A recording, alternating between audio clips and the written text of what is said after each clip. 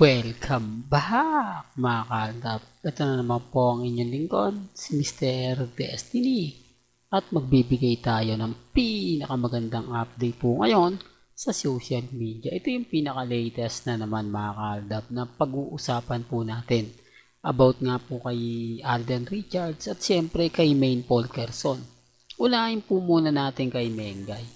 Marami po na naman po ang natutuwa kay Mengay dahil isa na dyan si Mr. Destiny dahil pasok na naman po sa 100 sexy si Mengay sa Philippines Magazine.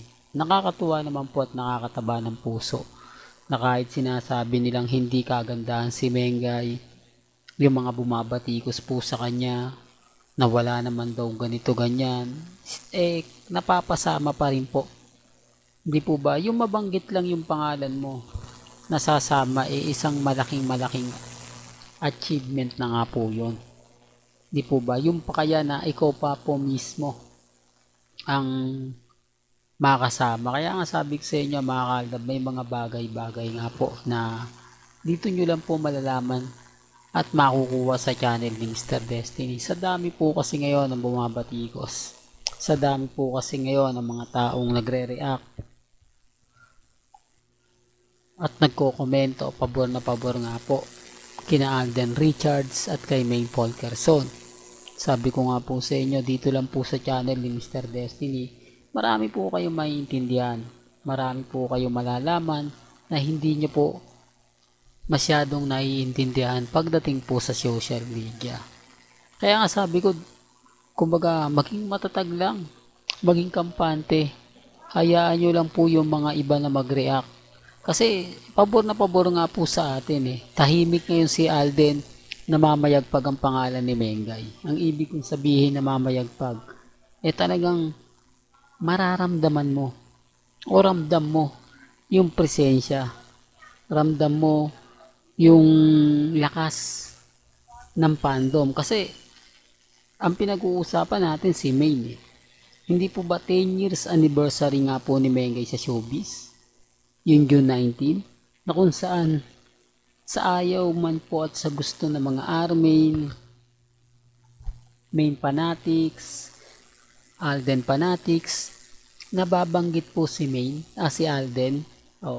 Part na po talaga yan Part na po talaga si Mengay at si Alden ng Aldab. Hindi na po mawawala yan. Masakit tanggapin sa mga Armain, Kat din, mga Blue Hearts. Pero hindi po kasi pag sinabing Aldab, yun at yun yan Kasi hindi naman po nakakilala si Mengay dahil lang po sa kumbaga Itbulaga. Nakilala po si Mengay dahil po sa Aldab. Totoo yan mga ka-Aldab. Kahit sino pong kritiko magsabi sa akin yan, kahit saan po nila daanin, 101% yun po talaga yung totoo. 101% yun po yung mga sinasabi ko, talagang hindi po nila basta-basta matitinag o maapektuhan. Kaya nga po sa dami ng mga nagsasabi sa akin na fake news, kita nyo naman hanggang ngayon matatag tayo. Hanggang ngayon nakatayo si Mr. Destiny.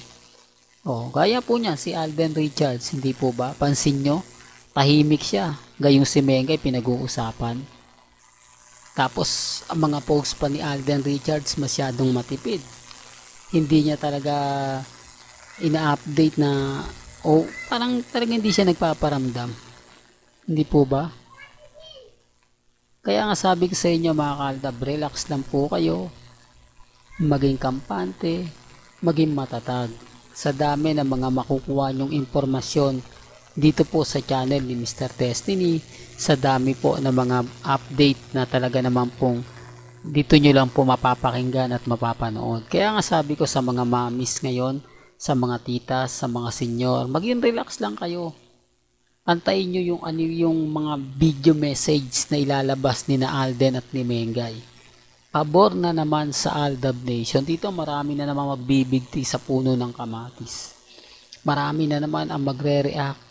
Marami na naman magko-komento. Pero okay lang yan. Normal lang po yun Kasi alam nyo naman po na hanggang ngayon hindi nila matanggap na si Mr. Destiny hanggang ngayon namamayagpag. Si Mr. Destiny hanggang ngayon matatag. Lalo na nga po kapag binanggit ni na Alden at ni Mengay. Kasi sinasabi nila na itigil na raw po natin. Paano natin ititigil? Di po ba? Kung sila nga hindi tumitigil eh. Yung cut din nga hanggang ngayon. Kumbaga galit na galit eh. Pero bakit hindi po ba hindi magawa mag-react na mga Alden fanatics? Di po ba? Pasensya na po kayo kung bakit ko to inuulit. Kasi kawawa talaga si Alden. Si Alden ang pinuputukan. Si Alden ang pinaka naging masama para sa mga fans. Bakit si Catherine hindi nila masisi? Bakit si Catherine hindi nila magawang i-bash? Hindi po ba kasi alam niya na nililigawan siya. Alam na nilang may relasyon sila, nagpaligaw pa siya uli. Tapos nagpasuyo pa siya uli. Bakit hindi magawang batikusin yon? Bakit hindi po nila magawang kumbaga gamitin yon para umalis si Alden o para iwan siya ni Alden? Kuno. Di po ba kasi nag-report eh. Sabi ko nga po sa inyo yung number 1 basher sigurado ni Alden. Isa rin tong Alden fanatics na kumbaga matagal na.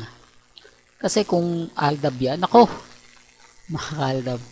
Kung isang Aldab lang po nag-react niyan, nakatakot-takot po na pang-insulto, pang-babasa nga abutin natin. Yung ganti na talagang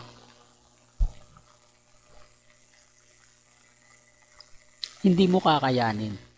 Yung ganti na ayaw mong marinig, ayaw mong mabasa, dahil alam mo na matindi yan,